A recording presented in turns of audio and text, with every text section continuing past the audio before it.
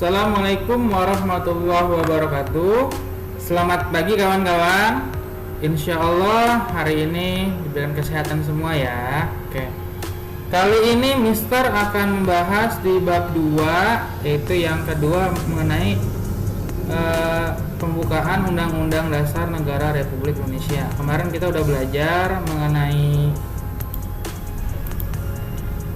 makna alinea pembukaan. Kemarin kita maknanya ya. Sekarang kita akan membahas mengenai pokok pikiran dalam pembukaan Undang-Undang NRI tahun 1945. Jadi pokok pikiran dalam pembukaan. Nah, di sini menurut M. Yamin 3 Juli 1948 bahwa proklamasi adalah piranti hukum untuk menyatakan kepada seluruh dunia bahwa rakyat Indonesia telah memegang kedaulatan de jure. Nah, dan lalu de facto, yaitu dengan perjuangan dan perbuatan nyata sebagai dampak dan pernyataan kemerdekaan. Di sini de facto itu adalah pernyataan kemerdekaan, dan de jure itu rakyat Indonesia telah memegang kedaulatan seperti jure. Lalu dalam hakikat pokok pikiran, di sini pokok pikiran pertama,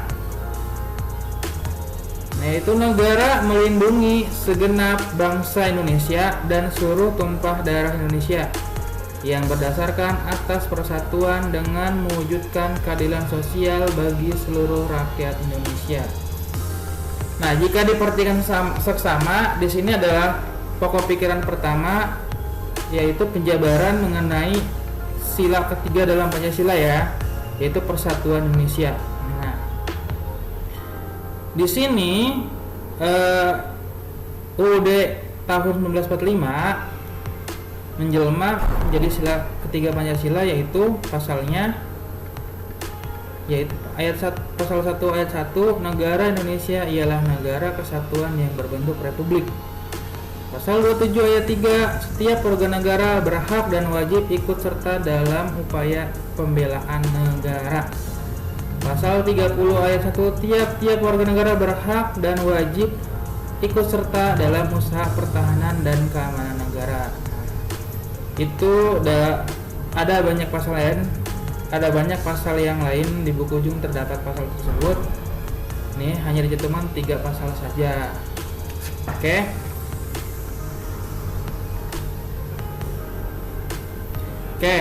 Terus di sini ada pokok pikiran kedua. Pokok pikiran kedua yaitu negara berhak mewujudkan keadilan sosial bagi seluruh rakyat Indonesia. Nah, itu pasti terdapat dalam sila kelima ya, sila kelima.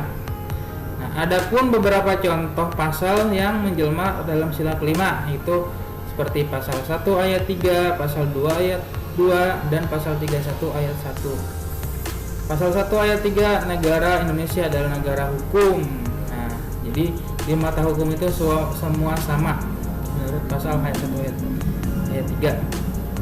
Pasal 27 ayat 2, tiap-tiap warga negara berhak atas pekerjaan penghidupan yang layak bagi kemanusiaan. Jadi berhak mendapatkan pekerjaan ya. Lalu pasal 31 ayat 1, setiap warga negara berhak mendapatkan pendidikan. Maka itu di Indonesia itu wajib pendidikan 12 tahun sampai SMA. Lalu di sini pokok pikiran ketiga, yaitu berkedaulatan rakyat berdasarkan atas kerakyatan dan permusyawaratan perwakilan.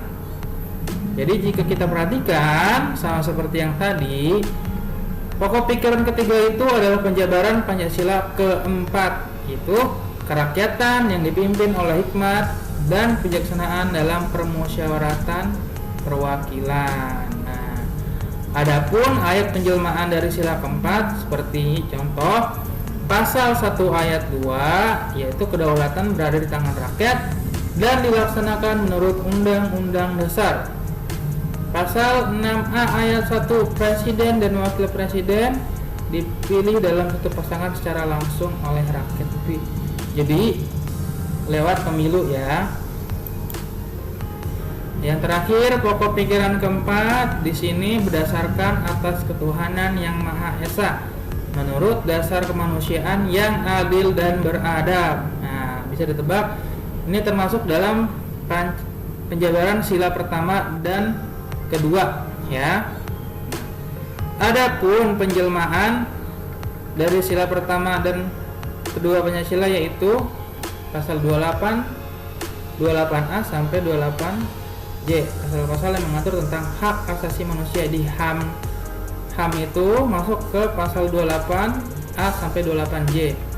Terus pasal 29 ayat 1, negara berdasarkan atas ketuhanan yang Maha Esa. Jadi Indonesia itu negara yang meyakini bahwa Tuhan itu ada yang menciptakan kita. Nah, di sini lalu pasal 29 ayat 2, negara menjamin kemerdekaan tiap-tiap penduduk untuk memeluk agamanya masing-masing dan untuk beribadat menurut agamanya dan kepercayaannya. Nah, jadi kita sebagai warga negara wajib memiliki agama dan kepercayaan masing-masing. Nah, di sini arti pokok pikiran pembukaan UUD NRI tahun 1945. Nah, pokok pikiran ini mewujudkan cita-cita hukum yang menguasai hukum dasar negara, baik hukum tertulis maupun hukum tidak tertulis. Nah, pokok pikiran terkandung dalam pembukaan UUD NRI tahun 1945. Penjelasan dari inti alinea keempat dalam pembukaan tahun 1945. Dengan kata lain, keempat pokok pikiran tersebut merupakan penjabaran dari Pancasila. Nah, jadi 4 alinea dalam pembukaan UUD NRI tahun 1945 merupakan penjabaran dari Pancasila. Seperti itu. Seperti contohnya tadi pokok pikiran pertama ditekankan untuk dalam bentuk negara kesatuan. Pokok pikiran kedua ditekankan adalah cita-cita negara keadilan sosial. Pokok pikiran ketiga yang ditekankan adalah dasar politik negara berkedaulatan rakyat. Pokok pikiran keempat, negara berdasarkan atas ketuhanan yang Maha Esa menurut dasar kemanusiaan yang adil dan beradab. Itu adalah penjelasan mengenai setiap alinea dalam pembukaan UUD NRI tahun 1945. Nah, jadi di sini kesimpulannya bahwa pembukaan UUD 45 itu adalah penjelasan atau penjabaran dari Pancasila itu sendiri. Jadi Pancasila adalah dasar negara, dijabarkan melalui UUD NRI tahun 1945, lalu secara umum menjadi sebuah pasal-pasal yang tadi telah dijelaskan. Masih ada pasal yang lain. Oke, terima kasih teman-teman atas perhatiannya.